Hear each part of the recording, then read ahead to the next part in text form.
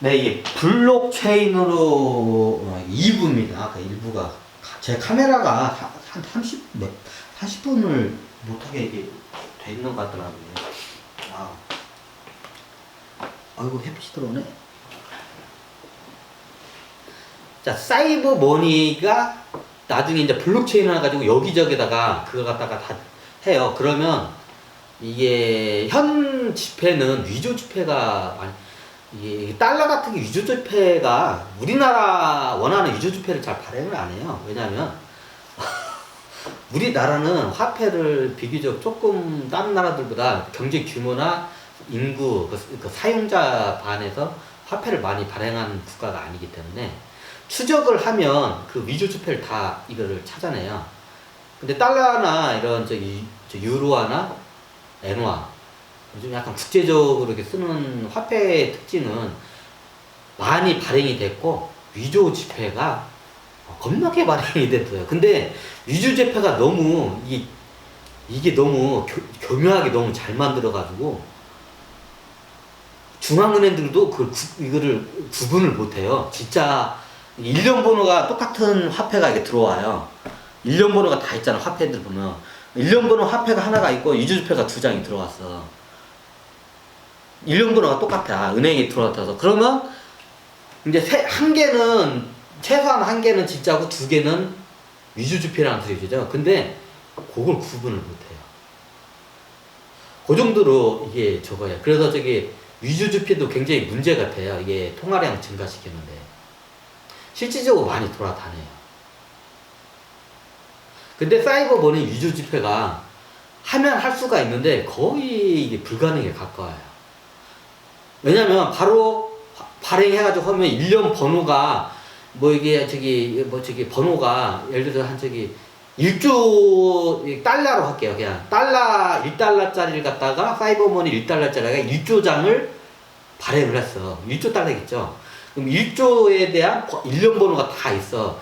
그럼 누가 그거 갖다가 그럼 일련 번호 1조 번호 위에 있는 거는 이거는 당연히 이거는 발행 자체가 안 되니까 그런 게 나오면 이거는 이게 바로 걸리고 왜냐 전산 쪽으로 하면 그건 다 바로 걸리거든요. 이게 그 바이러스나 위조 지폐 바이러스를 잡는 그 프로그램들이 있으면 금방 다 찾아내요.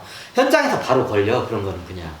그러면 똑같은 일련 번호로 해서 찍어내도 바로 걸려. 그래서 거의 위조 지폐도 힘들어요.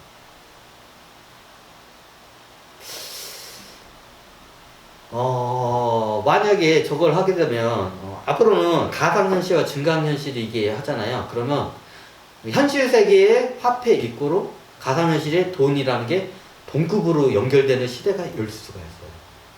이제 이대로 가면 열 수가 있어요. 근데 그 가상현실에 대한 가치성이 사람들이 인정을 해줘야 그게 가능을 해요.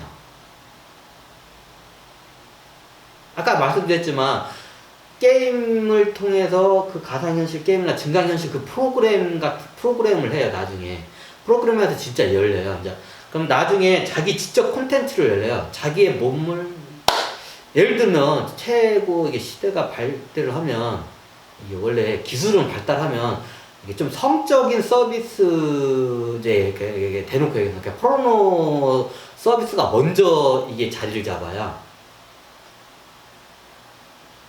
이게 뭔 말이냐고요? 옛날에 이게 저건데, 이게 현실 세계에서 이게 성관계하는 성매매가 있잖아요. 그럼 가상현실 세계도 그게 열려요.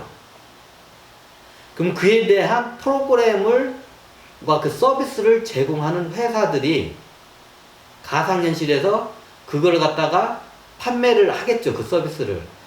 그럼 그 판매하는 서비스를 나중에 이제 지금 같은 포인트나 사이버 포인트라고 해요. 사이버 포인트 같은 게 이제 발행을 하게 됐어요. 서비스 단골 고객이나 이제 장기적인 비즈니스 입장으로 서비스 입장에서 이제 지금 현재 우리 백화점이나 이런 이제 마트 가면 포인트를 발행을 하잖아요. 그러면 이게 포인트를 발행을 하게 돼서 그럼 포인트 입구로 뭐냐? 포인트가 어떻게 보면 백화점의 상품권과 같은 역할을 해요. 그럼 포인트 사이버 머니가 나중에 현실 속에 있는 화폐하고 동급으로 이제 처리가 돼요. 그럼 가상현실 세계에서 실질적으로 이게 성적인 성행위하는 서비스를 받을 수 있는 시대가 와요. 그러면 현실 세계에 있는 서비스 받는 그 비용과 가상현실에서 서비스 있는 비용이 어떻게 이게 동급으로 이제 이게 시장이 형성이 돼요. 그러면 그에 대한 가상화폐의 포인트 화폐라는 게 실질적으로 통용이 돼요. 현실 세계에서도 거래가 이루어지고요. 이제 보통 이런 단계로서 이제 몇 가지 사례가 있어요. 그리고 나중에 이제 가상 이런 홈쇼핑이라 가상 그 샵이 있어요. 가상 가게. 가상 샵이 있으면 진짜 거기서 이게 가상현실 와가지고 사람이 겉으시해가지고 똑같이 이게 그대로 봐요. 마치 현실인 것처럼. 그리고 마음대로 내가 옷도 입고 막 해요. 예를 들어 백화점 같은 데서 마음대로 옷을 이것저것 입잖아요. 그러면 옷도 사지도 않을 거면서 점원들이 째려보잖아요. 그러면 가잖아요. 근데 가상현실에는 누가 뭐라 하는 사람이 없어요. 자기가 막 입어도 돼요. 입다 보면 그 옷에 대한 디자인을 누군가 했을 거예요. 그럼 그 옷에 대한 디자인이 현실 세계는 당연히 팔리겠죠. 그럼 가상시대 옷을 입던 게 현실 세계에서 팔리면 현실 세계에서 그 옷을 구입을 하겠죠. 그럼 그에 대한 지적 재산권은 누가 있나요? 네, 가상현실에서 그걸 갖다가 만들고 현실 세계에서 이제 그 지적 재산권으로 팔거나 아니면 직접 이런 공장에다 자기가 이걸 갖다 하청을 쳐서 자기가 직접 파는 경우도 있고 아니면 그 로얄티만 갖고 있고 그 로얄티를 어떤 회사에다가 해주고 로얄티에 팔릴 때마다가 그 몇 대 몇을 이제 그 디자인을 만든 사람이 당연히 먹게 되겠죠.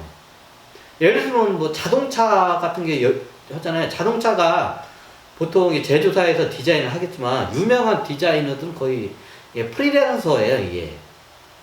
그러면 이 양반들은 자기들이 이게 디자인을 해놓잖아요. 그럼 한 대가 팔릴 때마다 일정한 로열티를 받아요. 이게 자동차 디자이너가 따로 있어요. 그럼 이 사람이 이거 디자인 해주면 자동차 회사다가 이 디자인에 대해서 로열티를 그 회사다 주고, 예를 들면 그랜저, 현대 같은 게 그랜저 같은 거 이렇게 좀 디자인이 틀리잖아요. 그에 대한 지적 재산권은 이제 우리나라 사람이 대부분 외국 사람들이 대부분 디자인하는 걸 알고 있어요. 그럼 디자인을 하는 그 회사들이 있어요. 따로 그 사람들이 있고. 그럼 그 디자인을 하면 그 사람들한테 지적 재산권을 현대자동차 회사가 한 대당 팔 때마다 줘요. 그와 똑같아요. 예를 들어서 옷 같은 거를 이렇게 가상세에서 이쁘다 하고 이렇게 입잖아요. 그러면 똑같이 현실 세계에 그 지적 재산권이 등록이 돼요. 그러면 이제 제조업체나 의료업체에 대해서 저거 대박 나겠다 하면 그 지적재산권 그 디자인에 대한 갖고 있는 디자이너한테 찾아가지고 이거 우리 계약합시다 하고 계약을 하겠죠. 그에 대한 이제 수익이 당연히 발생하겠죠. 이제 이런 식으로 이제 이루어져요. 그래서 앞으로는 이제 이런 지적재산권의 프리랜서들이 많이 이제 나오는 이제 디지털 노마드족이라고 하는데, 이런 좀 능력 있는 사람들 이렇게 많이 나오긴 해요. 아니 대기업에서 왜 지금 자기네들 해가지고 하면 되지. 그게 왜냐면요, 이제 실력이 많으면 사람들이 자기 회사에 있으면 뻔하잖아요. 연봉 받아봤자 억대 연봉 매덕 받는 게 저거 한데, 만약에 그렇게 해서 해가지고 한 가지 상품만 디자이너가 지적재산권을 이렇게 하잖아요. 그냥 천문학적인 이게 돈을 벌어들여요. 그러면 이게 정말로 이게 실력이 있는 사람들은 이런 회사에 처음에 있어도 나중에는 다 이게 독립을 하고 자기 프리랜서로 이제 거의 선언을 하는 경우가 많이 생겨요. 근데 우리나라 같은 게 이제 그런 게 없죠. 왜냐하면 우리나라는 지적재산권을 잘 보호해 주지 않는다 하기 때문에. 예전에도 옷이나 이런 거 디자인하면 중소기업가서 이렇게 해놓잖아요. 그러면 대기업도 그냥 이게 그걸 갖다가 훔쳐가요. 그럼 나중에 그걸 크레임을 중소기업이나 개인 프리랜서가 크레임을 걸라고 해도 그 소송비가 엄청 들고, 우리나라 같은 경우에는 대기업이 이게 검사, 판사 이런 게 다 이게 세가지고 그냥 계란으로 바위치기예요. 되게 그래가지고 우리나라가 이게 원래 창조적이고 이게 창의적인 인재들이 겁나게 많이 태어난 게 현재 대한민국인데 그것 때문에 사람들이 그 일을 안 해요. 어차피 만들어봤자 다 뺏기고 실패하니까. 이제 그게 사회적으로 만연하고 보호를 사회가 안 해주니까 그 창의적인 게 안 올라와요. 보통 우리가 연구를 하잖아요. 끊임없는 비용과 그 사람의 에너지와 희생이 많이 들어가요. 근데 그에 대한 보상을 받는 그 잘된 케이스가 없어요. 우리나라에는. 왜? 지적재산권을 보호를 안 해줘요. 우리나라. 대기업 가서 괜찮네 하면 비슷하게 해가지고 이게 등록을 해버리잖아요. 그냥 뺏겨요. 그런 사례는 뭐 예전에 TV에도 겁나게 많이 나왔어요. 근데 왜 그러냐면 우리나라는 대기업을 좀 강하게 보호하는 그런 거 있고, 이게 법이 그래요. 좀 약간 우리나라는. 그래서 원래 시대적으로 2000년대 정도 되면 이게 어떤 양반 그 얘기를 하더라고. 그걸 그 두 가지 종류의 인재가 2000년대에 많이 태어났어요. 그걸 갖다가 인디아하고 크리스탈이라고 하더라고요. 이제 인디아는 이제 예술적이고 크리스탈은 과학적인 사람. 과학적인 창의적인 사람을 크리스탈. 그리고 예술적인 창의적인 사람을 인디라고 하더라고요. 근데 이런 사람들이 그걸 대우를 못 받아요. 2000년대 이게. 원래 2000년대 이후에 이 사람들이 겁나게 그 시대에 발복을 하게끔 많이 태어났는데 발복을 못해요. 왜냐면 다 이런 대한민국의 좀 이런 환경 때문에 그래요. 창의적인 사람들은 예술이나 창의적인 사람들은 나중에 굶어 죽기 딱 좋은 그런 이런 사회에 만연한 그런 인식이 딱 퍼져버리니까 그거 자체를 갖다가 이제 창의적인 사람들이 그걸 다 포기를 해버려요. 그나마 요즘 이게 다행인 게 이게 막 우리나라 유튜브가 우리나라 회사였으면 유튜버 네이버 하듯이 그냥 자기네들이 광고비 다 먹고 네이버도 욕할란가 자기네들이 광고비는 다 먹고 크리에이터한테는 절대로 이게 돈을 안 주고 자기네 다 먹으려고 해서. 근데 유튜브 같은 경우에는 크리에이터와 같이 공생을 하면서 이게 커졌잖아요. 그러면서 지금 유튜버들이 이제 창의적인 활동들 이게 한 경우에요. 근데 우리나라 IT 회사들이 대기업 똑같아가지고 다 그에 대한 크리에이터의 창출에 대한 컨텐츠에 대해서 다 자기네들이 먹어. 뭐 어마어마한 1년에 어마어마한 천문학적인 영업이익을 내도 자기네들이 다 먹어. 그래가지고 요즘 네이버가 이제 유튜브하고 구글이나 이제 외국계 거의 미국계 회사들한테 다 이제 지금 밀리고 있잖아요. 제가 봤을 때는 긍정적인 효과예요. 뭐 이게 국가적 입장 국부가 나간다고 하는데 그렇지가 않아요. 크리에이터한테 뭔가 이걸 같이 그에 대한 먹고 살고 수 있는 걸 해줘야 하는데 계속 그냥 너희들은 올려. 그리고 너희들의 이런 말은 근데 요즘은 약관이 많이 틀려졌는데 저도 옛날에 사이트를 제가 카비라는 사이트를 한번 운영했었는데 약관을 만들잖아요. 그럼 약관 자체가 굉장히 크리에이터들이 착취를 당하는 약관이에요. 이제 지금 많이 바뀌었는데. 예를 들면 내가 사진이나 글 같은 거에 넣으면 글에 대한 창작물이 크리에이터한테 있잖아요. 근데 그걸 갖다가 블로그나 네이버에다 올리잖아요. 그냥 블로그 네이버 거야. 이런 사진도 네이버 거야. 이제 왜 그걸 제가 잘하냐면 예전에 저도 IT 해가지고 중고차 관련 B2B 사이트를 만들어 봐서 그걸 알아요, 좀. 그럼 약관을 옛날에 봤는데 사이트를 만든 사람의 그냥 입맛에 맞게 약관이 다 만들어져 있어요.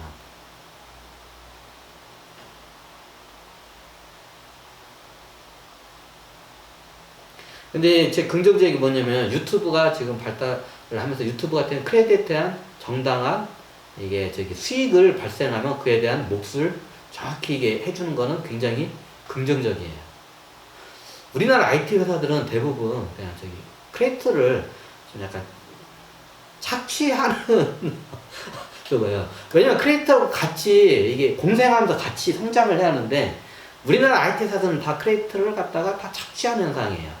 근데 이게 저기 IT 회사들이 크리에이터를 다 착취하면 되잖아요. 그러면 이런 가상현실 같은 거 하지만 크리에이터들이 그걸 갖다가 다 만들어내야 돼요. 근데 크리에이터들이 만들어내는 거에 대해서 그거 갖다가 자기네들이 다 먹으려고 하고 크리에이터한테는 10원 한 장 주기 싫어요. 얘네들은 보통. 우리나라 IT 회사들의 특징이에요. 뭐 다음 카카오 네이버가 대표적이고요. 제가 봤을 때는.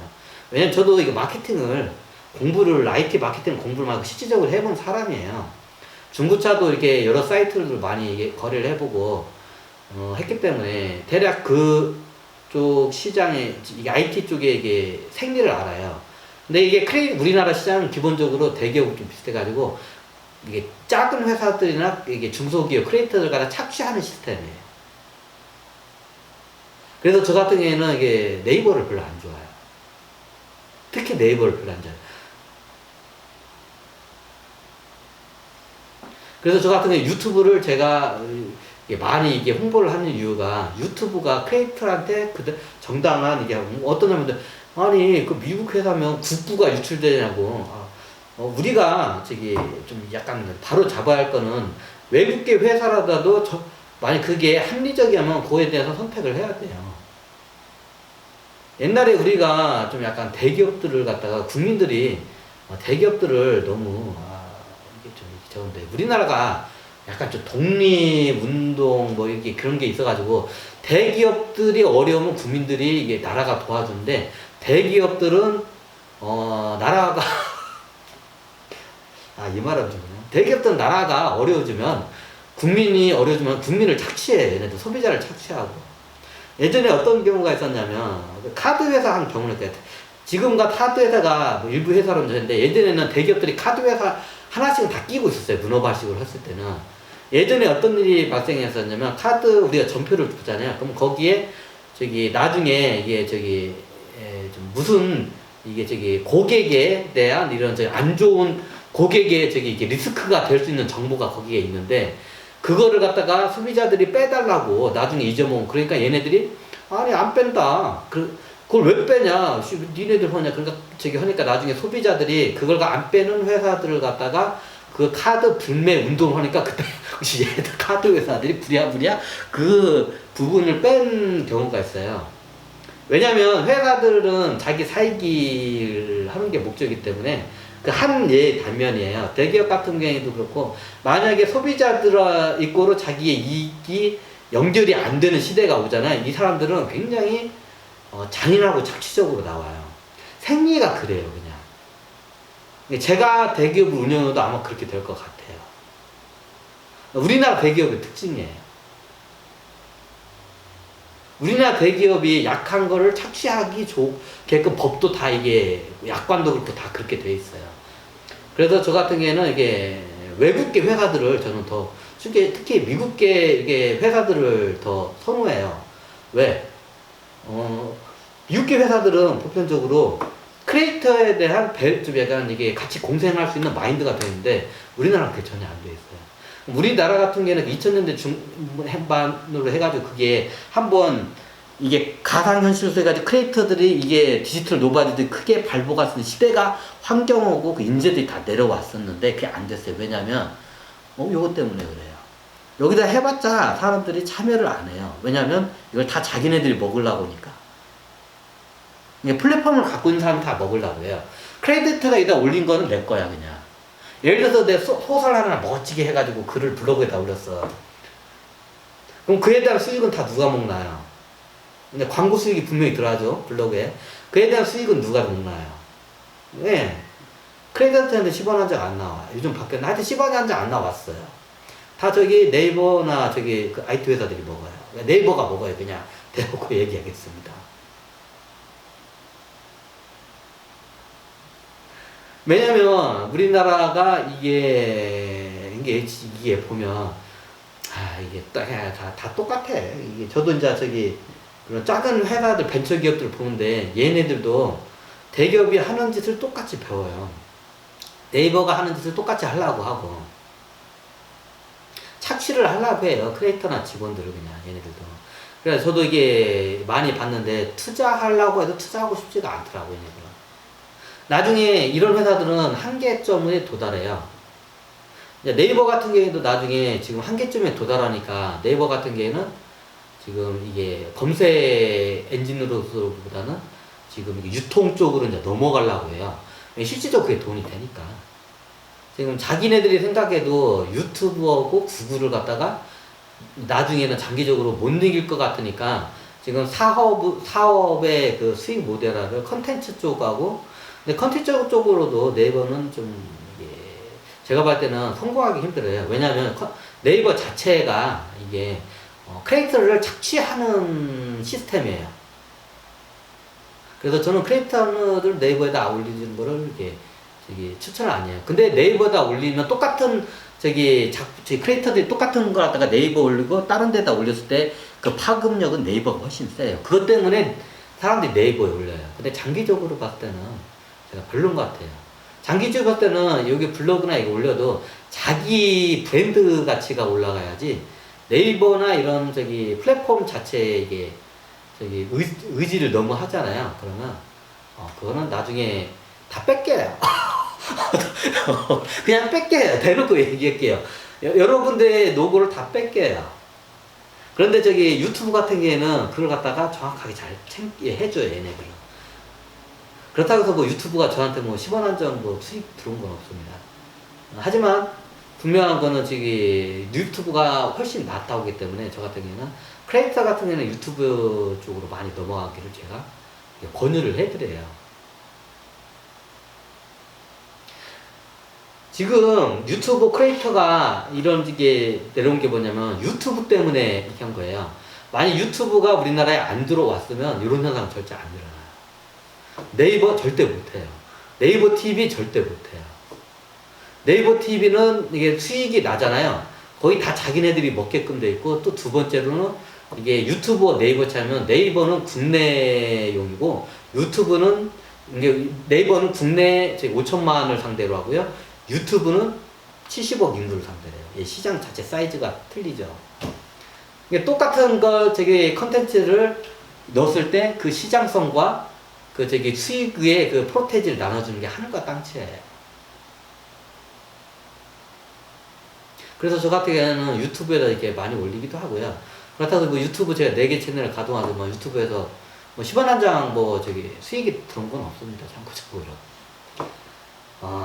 제가 왜 이 얘기를 하냐면, 원래 시대적으로 이게 한 번씩 이렇게 원래 일어났어요. 2000년대 중반부터 이게 큰 이슈화가 됐었는데, 저도 왜 이게 안 됐지, 왜 했는데, 우리나라의 그 시스템 자체가 저거예요. 그러니까 지금 유튜브가 부상을 하면서 유튜브가 한국에 들어오고, 이게 전 세계와 연결이 되면서, 크리에이터들이 지금 유튜브에 대해서 이게 보상을 유튜브는 해주니까, 그 보상해주니까 요즘 이게 파워 유튜버들이라고 하죠. 이런 사람들이 나오잖아요.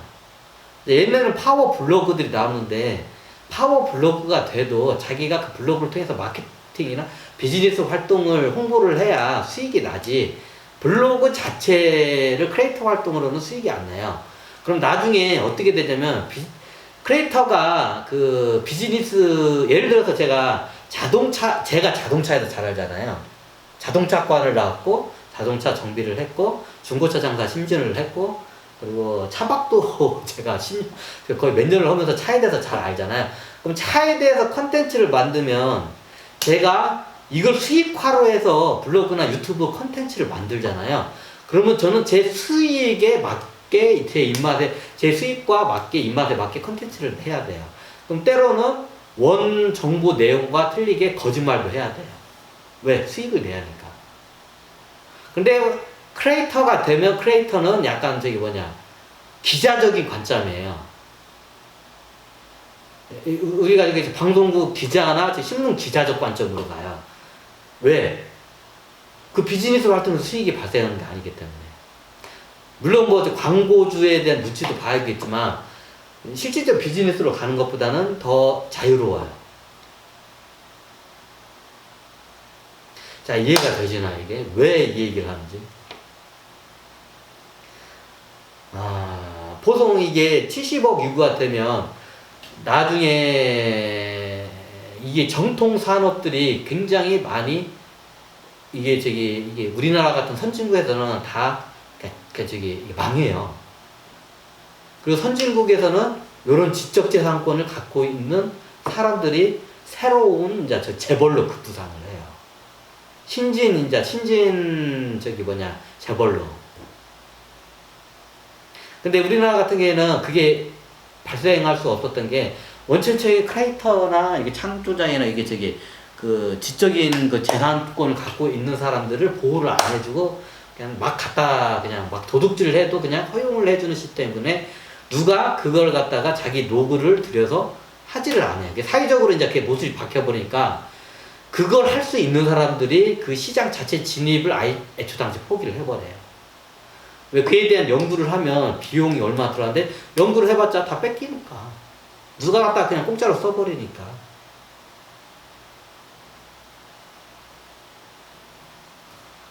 그럼 나중에 이 지적 재산권 입구로 어떤 현상이 일어나냐? 나중에 그 지적 재산권 입구로 화폐를 발행할 수 있는 권한이 연결이 됩니다.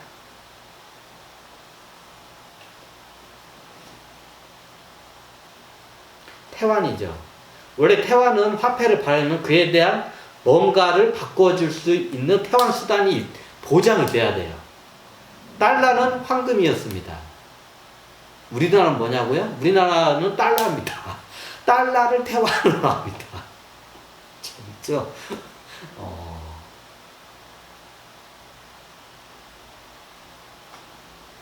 그러면 나중에 그 지적재산권이나 크리에이터들이랑 그게 이게 권력이 되고 부가 돼버려요. 그 명예가 돼버리고. 그럼 공장을 갖고 있는 회사들은 그냥 OEM이라고 많이 들어봤죠. 다른 사람들이 이게 오다를 내려주면 그냥 만들어내는 그 공장 주로 이제 바뀌어요. 왜냐면 나중에 크리에이터들이 만들어낸 제품이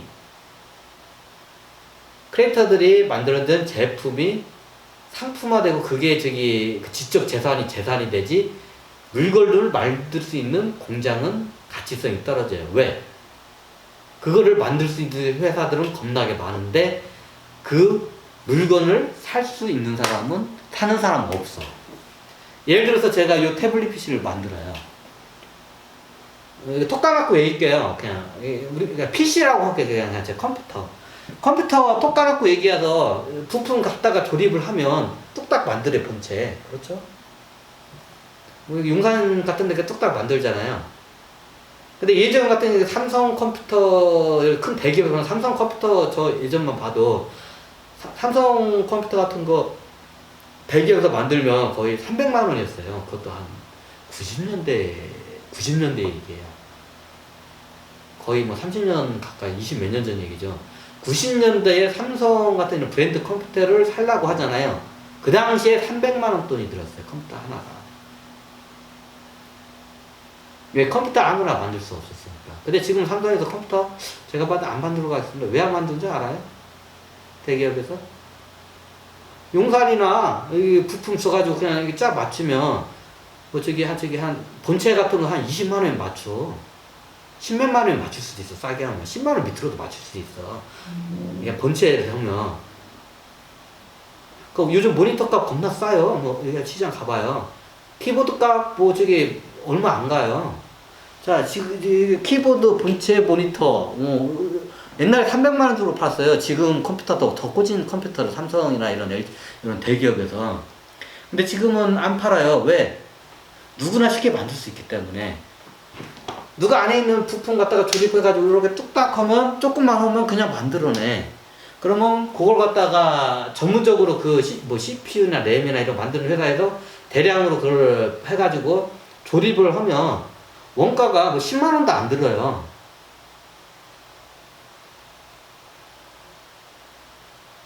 왜? 그 당시에 왜 300만 원에 왜 대기업이 팔 수 있었냐? 누구나 만들 수 없었기 때문에. 근데 지금은 왜 안 파냐? 삼성이. 부가가치가 없기 때문에. 왜? 누구나 만들 수 있는 게 컴퓨터이기 때문에. 자, 삼성이 300만 원짜리 컴퓨터 내놔봐요. 사겠습니까? 시중에 있는 컴퓨터가 별 그렇게 차이도 안 나요. 브랜드 가치 외에는. 그래서 안 파는 겁니다. 요즘 중국제 같은 거 하면 싸게 새 걸로 하면 고장도 잘 안 나요. 요즘 중국제 괜찮아요.